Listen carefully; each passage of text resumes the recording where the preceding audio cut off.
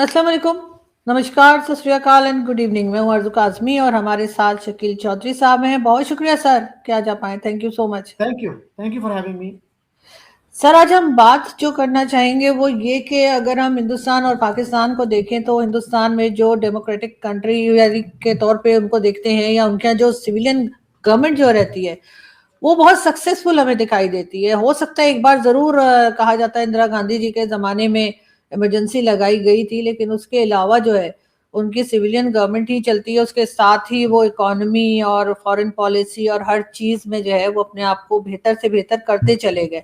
ठीक है, थोड़ी बहुत यकीनन कमजोरी रह गई होगी जो हो सकता है आगे जाकर वो भी ठीक हो जाए, लेकिन पाकिस्तान में बार बार मिलिट्री रूल आता है, बार बार आप देखते हैं कि डिक्टेटरशिप आ जाती है और जो सिविलियन गवर्नमेंट है वो कोई सक्सेस ऐसी हासिल नहीं कर पाती। कुछ दिनों के बाद ही पब्लिक भी उनसे तंग हो जाती है और कहना शुरू कर देती है कि भाई ये तो कुछ कर ही नहीं रहे। ऐसा क्यों है सर? हम उसमें नाकाम क्यों हैं और भारत उसमें कामयाबी कैसे हासिल कर रहा है? जी, that's a very good question. और मेरा ख्याल है कि नेशनल लेवल पे भी इस इशू को डिबेट और डिस्कस करने की ज़रूरत है। असल में हमारे यहाँ जो है ना, आइडियोलॉजिकल कन्फ्यूजन बहुत ज़्यादा है। हम जो है, बहुत से लोग हैं जो डेमोक्रेसी पे यकीन रखते हैं, लेकिन हमारे बहुत से लोग ऐसे भी हैं वो कहते हैं कि डेमोक्रेसी तो बहुत ही गलत निज़ाम है, बल्कि कुफ्र का निज़ाम है। हमारे बहुत से उलमा ये कहते हैं, हमारे रिलीजियस लोग कहते हैं।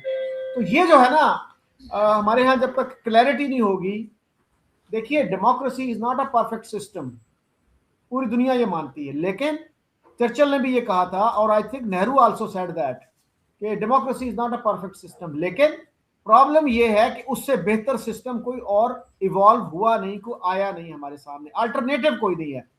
मतलब डेमोक्रेसी पे मैं बहुत क्रिटिसिज्म कर सकता हूं, आप कर सकते हैं, सब कर सकते हैं, लेकिन the real challenge is to come up with a better alternative. वो असल क्वेश्चन है। और जो डेमोक्रेसी को तनकीद का निशाना बनाते हैं उनसे आप ये पूछें, ठीक है जी, डेमोक्रेसी पे आपकी तनकीद जायज है, अल्टरनेटिव बताइए। वो अल्टरनेटिव जो है डेमोक्रेसी से 1000 गुना ज्यादा नाकिस होगा, 1000 गुना से भी शायद ज्यादा नाकिस हो। तो ये जो है ना, हमारे यहाँ एक तो ये क्लैरिटी नहीं है, और दूसरा हम अपनी कमियों खामियों को खुद एक्सेप्ट नहीं करते। हम उसको ब्लेम करते हैं कि जी देखिए, हमारे यहाँ डेमोक्रेसी फेल हो गई, ये अमेरिका की साजिश थी, ये फलां की साजिश थी। We try to explain away things in terms of conspiracy theories. तो अपनी जिम्मेदारी हम कबूल नहीं करते। डॉक्टर सफदर महमूद ने एक दफा लिखा था कि आजकल बड़ा फैशनेबल है कि जी अयूब खान ने जब मिलिट्री कू किया तो उसको कंडेम करते हैं लोग कि जी बड़ा गलत किया था। उसने कहा कि मुझे याद है कि जब वो कू हुआ था तो इतने ज्यादा मुबारकबाद के मैसेजेस और टेलीग्राम मिले थे कि उनका स्टाफ जो है हैंडल नहीं कर सका उनको। तो ये हमारा रिकॉर्ड है। हमारे बहुत सारे कालम नवीस लिख रहे थे, देखें इंडिया में जो है ना, कितनी गड़बड़ है, वहां पे इतने फसादात हैं, इतनी वो है। हमारे यहाँ कितना मसीहा आ गया है और हम जो है कितने खुशकिस्मत हैं। तो हमारे यहाँ उस वक्त जो है पढ़े लिखे लोग, इंटेलेक्चुअल टाइप के लोग, वो भी अयूब खान को मुबारकबादें दे रहे थे, उनकी तारीफ कर रहे थे। तो ये जो चीजें हैं ना, इसमें हमें क्लैरिटी लाने की जरूरत होगी कि डेमोक्रेसी अगर हमारे यहाँ नाकाम हुई है तो हम जिम्मेदार हैं। अगर इंडिया में डेमोक्रेसी चल रही है, बेशुमार और मुल्कों में चल रही है, तो वहां डेमोक्रेसी क्यों फेल नहीं हुई, हम क्यों फेल हुए हैं? तो इस बात पे हमें गौर करने की जरूरत है। और जिन्ना साहब की एक मैं बयान, जिन्ना साहब का एक बयान सुनाऊं आपको। उन्होंने एक दफा कहा था कि हिंदू जो है ना, Hindus they are not worthy of democracy, वो जमहूरियत के लायक ही नहीं है। और हमने जो है डेमोक्रेसी वो 1300 साल पहले सीख ली थी। अब मतलब मैं सोच रहा था कि कितने मुसलमान मुल्क हैं इस वक्त, 40 से ज्यादा मुसलमान मुल्क हैं। अगरचे ओआईसी के मेंबर तो 57 हैं, लेकिन वो सारे मुस्लिम मेजॉरिटी कंट्रीज नहीं हैं। और पता नहीं ओआईसी ने कैसे 8-10 मुल्क, 12 ऐसे हैं जिनको मेंबरशिप दे दी बगैर किसी जवाज के। इंडिया को नहीं दी थी। आपको पता है, इंडिया वाज आल्सो इंटरेस्टेड कि हमारे यहाँ इतनी बड़ी मुस्लिम आबादी है। तो पाकिस्तान ने कहा था जी अगर इंडिया को दी तो हम निकल जाएंगे इससे ना, 69 में जब ये बनी थी तंजीम। तो उसके बाद फिर काफी सारे ऐसे मुल्क हैं जो मुस्लिम मेजॉरिटी भी नहीं है लेकिन वो आईसी के मेंबर हैं। बहरहाल अगर 40 भी हो तो मुझे बताइए 40 में से कितने मुसलमान मुल्कों में डेमोक्रेसी है? क्या सऊदी अरब में डेमोक्रेसी है? क्या ईरान में डेमोक्रेसी है? क्या सूडान में डेमोक्रेसी है? सो ये जो मसले मसाइल हैं, 2-3 मुल्क होंगे जहां पे डेमोक्रेसी है, और वो भी, उसके भी अपने प्रॉब्लम्स हैं, लेकिन चले हम मान लेते हैं डेमोक्रेसी है। तो ये जो चीज़ें हैं ना, हमें इस पे सोचना चाहिए कि भाई डेमोक्रेसी के अलावा कोई और ऑप्शन हमारे पास है नहीं, और अगर हमारे हुक्मरान नाकाम होते हैं तो इसका मतलब ये नहीं कि डेमोक्रेसी नाकाम हो गई है। ये डिस्टिंक्शन जो है हमें जहन में रखनी चाहिए। बिल्कुल ऐसा ही होना चाहिए सर। लेकिन सर आपके ख्याल से भारत में जो डेमोक्रेसी रही उससे भारत को फायदा क्या हुआ, और पाकिस्तान में जो नहीं रही या ऐसी रही कि जिसको कि डेमोक्रेसी कहा नहीं जा सकता, लेकिन हम जबरदस्ती इस बात पे बजिद हैं कि जी ये डेमोक्रेसी है, उससे हमें हमें क्या डैमेजेस पाकिस्तान को हुए? देखे ना, इंडिया का इमेज जो है पूरी दुनिया में डेमोक्रेसी की वजह से कितना अच्छा है कि पूरी दुनिया ये मानती है कि India is the largest democracy, सिवाय पाकिस्तानियों के। पाकिस्तानी नहीं मानते, वो कहते हैं जी नाम नहाद जमहूरियत, सो कॉल्ड डेमोक्रेसी। तो अब जब ट्रेन से आप इंडिया जाते थे ना, तो एक जगह पे लिखा आता था the world's largest democracy welcomes you. और मैं सोच रहा था कि अगर उधर से आप आ रहे हैं और पाकिस्तान में एंटर हो रहे हैं तो वहां पे क्या लिखा हुआ होगा। तो टेक अ गेस के यहाँ पे हम किस तरह से वेलकम करेंगे इंडिया से आने वालों को, और क्या हमारे लफ्ज होंगे। तो ये जो मसला है ना कि हम इंडिया को डेमोक्रेसी नहीं मानते, लार्जेस्ट डेमोक्रेसी तो दूर की बात है। तो उनसे पूछना चाहिए कि भाई अगर इंडिया लार्जेस्ट डेमोक्रेसी नहीं है तो फिर कौन सा मुल्क है लार्जेस्ट डेमोक्रेसी। इस तरह तो अमेरिका के बारे में भी नोम चॉम्स्की ने कहा है कि America is not a democracy. तो फिर इस तरह अगर आप जाएंगे तो फिर दुनिया में शायद कोई भी डेमोक्रेसी ना हो, क्योंकि हर डेमोक्रेसी में कोई ना कोई फॉल्ट, कोई ना कोई फ्लॉ मिल जाएगा आपको। और इंडिया को मेरे ख्याल में फायदा ये हुआ है कि वहां की जो मिलिट्री लीडरशिप है that is subservient to civilian authority. पिछले दिनों कमर चीमा साहब ने इंटरव्यू किया डॉक्टर मुक्तदर खान का, और एक सवाल उनका ये था कि जी अभी अभी इंडिया में वाइस प्रेसिडेंट की ओथ टेकिंग थी, तो जो मिलिट्री चीफ थे, सर्विस चीफ थे, वो 6ठी 7वीं लाइन में बैठे हुए थे। तो ये गलत नहीं है, उनको फ्रंट लाइन में होना चाहिए। तो मुक्तदर साहब मुस्कुरा पड़े और कहते हैं नहीं चीमा साहब ये ठीक है, ये इस तरह ही होना चाहिए। सिविलियन जो अथॉरिटी है ना वो उसको सुप्रीम समझना चाहिए, उसको ज्यादा अहमियत देनी चाहिए। ये अच्छा किया है इंडिया ने। अब वहां पे देखिए ना, डिफेंस मिनिस्टर जो है, डिफेंस मिनिस्टर के सामने सारे सर्विस चीफ्स बैठे होते हैं। क्या हमारा जो है डिफेंस मिनिस्टर वो कर सकता है इस तरह की कोई मीटिंग?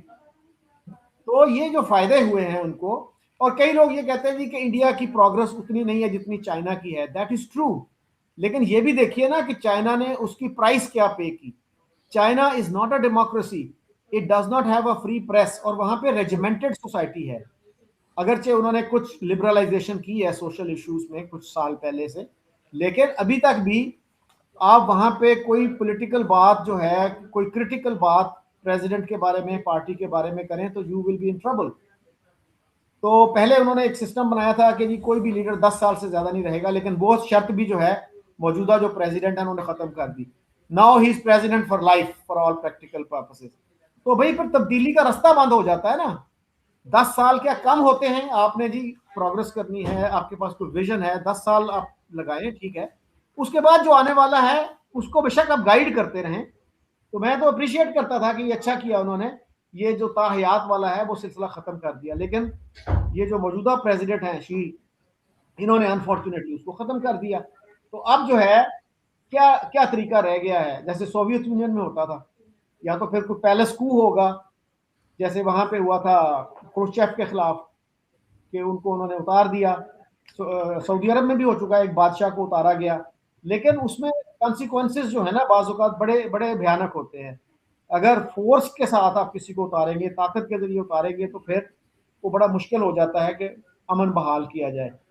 तो डेमोक्रेसी का यही है कि ट्रांसफर ऑफ पावर जो है वो पुरअमन तरीके से हो सकती है। ये कहते हैं कि डिक्टेटरशिप जो है ना, dictatorship is like riding a tiger. शेर के ऊपर आप चढ़ तो जाते हैं, उतरते उतरने में आपको अपनी जान का खतरा महसूस होता है कि मैं अगर उतर गया तो ये शेर मुझे खा जाएगा। ये है प्रॉब्लम। सर ऐसे ये जो भी आता है वो इस यही सोच के साथ आता है कि वो सारी जिंदगी जो है वो यहीं पे इसी तख्त पे रहेगा, यहीं बादशाह बन के रहेगा। लेकिन सर कंट्री का नहीं सोचते। अगर हम भारत की तरफ जाएं और अगर हम पीएम मोदी को देखें या उनसे पहले की जो गवर्नमेंट्स थी, पाकिस्तान के साथ तो ताल्लुकात किसी के भी अच्छे नहीं रहे। कांग्रेस के जमाने में कौन सा एक दूसरे को लड्डू खिला रहे थे, इंदिरा गांधी और राजीव गांधी के टाइम पर भी पाकिस्तान के साथ टर्म्स ठीक नहीं थे और नाराजगी चल रही थी और कुछ ना कुछ एक दूसरे के ऊपर इल्जामात उस वक्त भी लगाए जाते थे, बल्कि पाकिस्तान बनने से लेकर आज तक इसी तरह के हमारे रिलेशंस रहे हैं। लेकिन अपनी कंट्री के लिए तो वो लोग बहुत अच्छे रहे, चाहे हमारे साथ उनके रिलेशंस ठीक ना रहे हो, लेकिन उन्होंने पाकिस्तान में को छोड़ दें, अगर हम साइड पे कर दें तो भारत में अगर देखा जाए तो पीएम मोदी भी अगर इस वक्त हैं जो, तो उन्होंने भी मतलब उनकी इकोनॉमी जो है वो भी बेहतर हुई है, उनके यहाँ लोगों के जो लिविंग स्टैंडर्ड है वो भी बेहतर हुआ है। पॉवर्टी लाइन के सिर्फ 5% लोग हैं जो पॉवर्टी लाइन के नीचे हैं। तो सर वो उन्होंने ये सब अचीव कर लिया, क्या पाकिस्तान कभी ये सब कुछ अचीव कर पाएगा, चाहे यहाँ पर मिलिट्री रूल चले, चाहे यहाँ पर कह लीजिए छुप छुपा के डिक्टेटरशिप चल रही हो? क्या कभी हमारे लोगों ने इस तरफ सोचा है कि पाकिस्तान की हालत को बेहतर किया जाए? हमारे यहाँ जो है ना, ये जो सेल्फ क्रिटिसिज्म है, सेल्फ रिफ्लेक्शन है ना, ये अनफॉर्चुनेटली नहीं है। अब हम बड़ा आसानी से कह देते हैं कि जी हमारे ताल्लुकात उस वक्त तक ठीक नहीं होंगे जब तक के मोदी जी प्राइम मिनिस्टर हैं। तो मैं उनसे पूछता हूँ कि भाई शास्त्री जी तो जंगी जुनून का शिकार नहीं थे ना, वो तो बहुत ही पुरअमन आदमी थे। तो शास्त्री के दौर में क्यों जंग हुई 65 की? उससे पहले जो है नेहरू थे, उस वक्त क्यों ताल्लुकात अच्छे नहीं थे? बाकी भी आप देखते जाइए, वाजपेयी लाहौर आए थे, चल के आए, बस के जरिए आए, मीनारे पाकिस्तान पे भी गए कि जी ये जो आपको शुबा है ना कि हमने पाकिस्तान को तस्लीम नहीं किया, तो मैं ये शुबा भी दूर करना चाहता हूँ। फिर उसका हमने क्या बदला क्या दिया? कारगिल कर दिया। तो हम जो है अपना एहतसाब नहीं करते, और उसका नुकसान ये है कि हम उन्हीं पॉलिसीज पे चलते रहते हैं जिनकी वजह से हम इस हाल को पहुंचे हैं।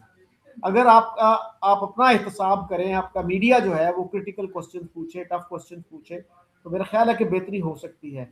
तो हमारे जो मुख्तदर हल्के हैं उनको ये सोचना चाहिए कि उनकी जो पॉलिसीज़ हैं वो क्यों नाकाम हुई, उनका बेलाग तज्जिया करें और उन गलतियों से सीखने की कोशिश करें कि हमने ये गलती की, उसका ये कॉन्सिक्वेंस हुआ। तो जब तक वो एहतसाब नहीं होगा, और फिर जो पढ़े लिखे लोग हैं, थिंकिंग सेक्शंस हैं, सोचने समझने वाले लोग हैं, वो अपना रोल अदा करें, वो भी अगर बोलें, तो मेरा ख्याल है कि बेहतरी आ सकती है। अनफॉर्चुनेटली हमारे यहाँ कंफर्ट जोन का जो कॉन्सेप्ट है ना, वो बहुत डोमिनेंट है। तो लोग अपने कंफर्ट का सोचते हैं कि आप रिटायर भी हो गए, एम्बेसडर की पोस्ट से रिटायर हुए हैं, किसी प्रोफेसर की, वो कहते हैं यार अभी हमें कोई गवर्नमेंट की असाइनमेंट मिल जाएगी, इसलिए तनकीदी बात कोई ना करो, तो मीठी मीठी बातें करो, वही बातें करो जो हुकूमत सुनना चाहती है, जो हुक्मरान सुनना चाहते हैं। तो उसके बगैर आपको अच्छी पोस्टिंग नहीं मिलती, उसके बगैर आपका जो है ना स्टेटस वो खतरे में पड़ सकता है। तो इसकी वजह से मेरा ख्याल है मुल्क को बहुत नुकसान हुआ है। लोगों को सच बोलना चाहिए, और जो चीज़ सही लगे उसको सही कहें, जो गलत लगे उसको गलत कहें। That is the way to improvement. Sir एक साहब से मेरी बात हो रही थी, वो कह रहे थे अगर कश्मीर का इशू सॉल्व हो भी जाए, मतलब समझे बेशक कश्मीर पाकिस्तान को देना उठा के सारा, कहते लड़ाई फिर भी खत्म नहीं होनी, फिर भी भारत के साथ कोई ना कोई चीज ला कर, और हम यही कहते रहेंगे कि जी भारत हमारा दुश्मन है और हमारा कुछ ना कुछ टेंशन चलती रहेगी। आपको भी ऐसा लगता है? जी बिल्कुल, ये बात दुरुस्त है, क्योंकि कश्मीर मेरे ख्याल में कॉज नहीं है टेंशन का, ये उसका इफेक्ट है। और इवन जनरल मुशर्रफ ने ये बात की थी, वो जब आर्मी चीफ थे, अभी अभी प्रेसिडेंट नहीं बने थे, तो उन्होंने कराची में इंग्लिश स्पीकिंग यूनियन से खिताब करते हुए ये कहा था कि जी India is a hegemonic power, और हमारा जो है ना उनके साथ लो इंटेंसिटी कॉन्फ्लिक्ट चलता रहेगा even if Kashmir is resolve. तो वो तो खुद कह चुके हैं। तो एक वक्त है, मैं कई दफा रेफरेंस इसका दे चुका हूँ कि इंडियंस जो थे आपको प्लेट में रख के कश्मीर दे रहे थे, सरदार पटेल की ऑफर रिकॉर्ड पे मौजूद है, हमने नहीं लिया। तो ये तो हम एक इशू को यूज करना चाहते हैं कि वो लोग जो अच्छे ताल्लुकात नहीं चाहते वो फौरन कश्मीर का मसला ले आएंगे, without knowing the past, without knowing the background कि हुआ क्या है, माजी में क्या होता रहा, कितनी अपॉर्चुनिटीज हमें मिली, वो सारी हमने जाय की। हमारे हुक्मरान तबकात जो थे ना, वो ऐसा लगता है कि उस सोल्यूशन में इंटरेस्टेड ही नहीं थे। They were more interested in prolonging the issue, कि इसको इशू को जितना लटका सकते हो लटकाओ। आज भी आप देखिए नेशनल मीडिया में कहीं कोई सीरियस डिबेट है कि कश्मीर के मसले का हल क्या है, हमारी पॉलिसी एग्जैक्ट है क्या, कोई क्लैरिटी नहीं है। बस कश्मीर कश्मीर करते जाओ and that serves your purpose. लेकिन सर अभी रिसेंटली एक भारत में एक फिल्म आई है धुरिंधर करके, और बहुत जबरदस्त बिजनेस कर रही है। पाकिस्तान की कई बातें उसमें की गई हैं जिसमें कि लियारी गैंग जो हुआ करते थे, और रहमान डकैत और इस तरह के जो कैरेक्टर्स हुआ करते थे, और आज उसके ऊपर उन्होंने बात की है या उनके ऊपर फिल्म बनाई है जो कि बहुत सक्सेसफुल चल रही है। लोगों का ख्याल तो नहीं था कि इतने चलेगी। पाकिस्तान ने उसको बैन करवाया है, कई गल्फ कंट्रीज में भी। आपके ख्याल से अगर कोई इस तरह की फिल्में बना रहा है, और उसमें काफी हद तक मैंने भी वो फिल्म देखी है, एक बार नहीं बल्कि 2 बार देखी है, तो फाइल मुझे जो है वो भारत से हमारे एक दोस्त हैं उन्होंने फॉरवर्ड कर दी, क्योंकि यहाँ तो मिल नहीं रही थी। तो सर क्या ये सच्चाई, सच्ची बातें जो उसमें की गई, मुझे नहीं लगता उसमें कहीं उन्होंने कुछ गलत कहा है, क्योंकि रहमान डकैत था, उसके बाद लियारी गैंग की भी जो बात की गई है वो भी, और चौधरी असलम जो पुलिस इंस्पेक्टर था उसकी, और कई चीजें जो उन्होंने उठाई हैं वो एक सच्चाई है। क्या ऐसी चीजों को बैन करा देने से क्या हम सच्चाई से बच पाएंगे? नहीं, बैन करना तो मेरे ख्याल में कोई हल नहीं है। और पाकिस्तान का अगर बस चले तो फिर तो सारी फिल्में इंडिया की वो बैन करा दें। पाकिस्तान में तो सारी फिल्में बैन हैं। मैंने तो ये फिल्म बहरहाल नहीं देखी, लेकिन इसकी हाइप बहुत है और मैं चाहूंगा कि इसको देखूं। फिर ज्यादा बिल्कुल सर, नॉलेजेबल देखिएगा। तरीके, हाँ, नॉलेजेबल तरीके से फिर आप उस पर कमेंट कर सकते हैं। तो क्या पाकिस्तान में ऐसी फिल्में नहीं बनी? अगर आप इसको प्रोपेगेंडा फिल्म भी कहें तो पाकिस्तान में भी बेशुमार फिल्में ऐसी बनी हैं जो प्रोपेगेंडा फिल्म्स कहला सकती हैं। खाक और खून एक फिल्म थी, 70s में बनी थी। तो इस तरह की जो चीज़ें हैं, बहरहाल कोशिश यही करनी चाहिए कि फिल्म साजों को कि आर्टिस्टिक लाइसेंस की हद तक तो ठीक है, थोड़ा बहुत तो आप करते हैं उसको, लेकिन it should not be totally baseless. तो नहीं इस सर, पे, बेसलेस मैंने हाँ, जहां तक देखी है सर, मुझे वो फिल्म बेसलेस नहीं लगी, इसलिए कि जो ओके, कैरेक्टर्स दिखाए गए हैं, जो इवेंट्स दिखाए गए हैं, वो मौजूद है। उसको आप चेक कर सकते हैं, हुए थे ये सब कुछ, ऐसा होता था। लियारी में भी ऐसा होता था, और कराची में भी इस तरह के गैंग्स हुआ करते थे, और चौधरी असलम भी एक कैरेक्टर था, और रहमान डकैत भी एक। और बात है कि जो विलन था वो उसमें हीरो से ज्यादा अच्छा लग रहा था। तो सब लोग जो है वो यही इंतजार करते रहते थे कि विलन कब आए स्क्रीन पर आएगा। तो यकीनन मेरे ख्याल है कि एक हिस्ट्री के हिसाब से अगर देखा जाए तो एक अच्छी फिल्म है। बिल्कुल बेसलेस तो खैर नहीं कहा जा सकता। मैंने एक इंटरव्यू सुना चौधरी असलम जो एसएसपी थे कराची में, हम्म, उनकी वाइफ का, तो उनकी विडो का कह लें, तो वो ये कह रही थी कि जी उसमें सही सिचुएशन नहीं दिखाई गई, मैं इस पे चाहूंगी फिल्म बनाना या कम से कम कोई टीवी ड्रामा बनाना। तो लेट्स सी कि अगर वो कुछ बनाती हैं टीवी ड्रामा, तो क्या गलती पॉइंट आउट करती हैं और किस हद तक उनको ये इजाज़त मिलती है कि सही सही हालात की तस्वीर कशी वो कर सकें। तो बहरहाल हमारे ले, यहाँ तो खैर कश्मीर फाइल्स पे भी इसी तरह की बात की गई थी। तो बाकी भी जो फिल्में इंडिया में बनती हैं हम यही कहते हैं कि ये प्रोपेगेंडा फिल्में हैं। तो उनके जो प्रोड्यूसर हैं, डायरेक्टर प्रोड्यूसर, उनका मैंने इंटरव्यू किया तो वो यही कह रहे थे कि अच्छा मेरी जो फिल्में हैं उनका मुझे आप बताइए, एग्जैक्टली बताएं कि कहाँ कहाँ पे वो गलत हैं। I will welcome your criticism. तो ये चीज़, ये चैलेंज किसी पाकिस्तानी स्कॉलर को एक्सेप्ट करना चाहिए, वो बताए कि उनकी जो फिल्में हैं उनमें क्या क्या नक्स हैं। और सर हैरत की बात यह है कि बहुत से पाकिस्तानी, मेरे ख्याल है 70% पाकिस्तानी जिन्होंने ये मूवी देखी है वो इसको पसंद कर रहे हैं। वरना मुझे भी ख्याल ये था फिल्म देखने से पहले कि शायद बहुत पाकिस्तान के बारे में बात की गई है, फिल्म ही पूरी पाकिस्तान के ऊपर बेस है, तो शायद कोई ऐसी चीजें होंगी जो हम कहेंगे कि ये तो गलत बनी हुई है, ऐसा तो हुआ ही कभी नहीं, और पाकिस्तानी भी उसको रिजेक्ट कर देंगे। अगर मैं अपने आप को कहूँ कि चलो मैं तो कह सकती हूँ कि सही है, लेकिन ये कि कई लोग हो सकता है इनकार कर दें, लेकिन ऐसा नहीं हुआ। मेरी जिससे भी मुलाकात हुई है, जिसने फिल्म देखी है पाकिस्तान में या बात हुई है, तो उन्होंने फिल्म को बहुत पसंद किया है और कहा है कि बिल्कुल ऐसा होता था, और कराची में ये माहौल था कि वहां पे जो गैंगस्टर्स हैं वो एक दूसरे के ऊपर फायरिंग और मार काट जो है वो आम सी बात थी। जो जो उन्होंने जो टाइम पीरियड जो बताया है, तो सर मेरे ख्याल है उस पे तो इस तरह से तो जरा जो नई जनरेशन है उसको भी थोड़ा उस पे भी, आपको नहीं लगता कि उनको भी पता लगेगा कि क्या हुआ करता था या क्या होता है? नहीं नहीं, बिल्कुल पता लगना चाहिए, क्यों नहीं। तो हम कब तक जो है हम पर्दापोशी करते रहेंगे जो अनप्लेजेंट फैक्ट्स हैं। मेरे इल्म में है कि वहाँ पे बहुत सीरियस प्रॉब्लम था ये, और जो एक पॉलिटिकल पार्टी भी वहाँ पे थी उसके बारे में भी बहुत ऐसी स्टोरी सुनने को मिलती हैं कि वो हम्म, बहुत जुल्म किया करते थे अपने मुखालिफिन पर। हम्म, यानी ड्रिल से वो हम्म, होल जो है सुराख कर हम्म, देते थे टांगों में। इस तरह की बातें भी सुनने को मिलती हैं। फिर एक साहब ने मुझे बताया कि वो जो अपने मिलिटेंट्स थे उनको तैयार जब करते थे तो उनको ज़रा सख्त दिल बनाने के लिए मुर्गी के चूजे जो हैं, बच्चे जो चूजे, वो एक कमरे में छोड़ देते थे और उनको कहते थे कि इनको मसल दो, ताकि उनका दिल जो है ना वो हार्डन हो जाए। तो इस तरह की स्टोरीज भी सुनने को मिलती हैं। तो अगर उस फिल्म में कोई है, ठीक है, आप उसको क्रिटिसाइज करें, अगर उसमें जो सही बात की गई उसको एक्सेप्ट करें। बिल्कुल ऐसे ही है, लेकिन मैं आपको जरूर कहूंगी कि जब भी टाइम मिले आप इस फिल्म को देखिएगा और आई एम श्योर कि आपको बहुत पसंद आएगी। बहुत शुक्रिया सर कि आपने ज्वाइन किया। Thank thank you. यू।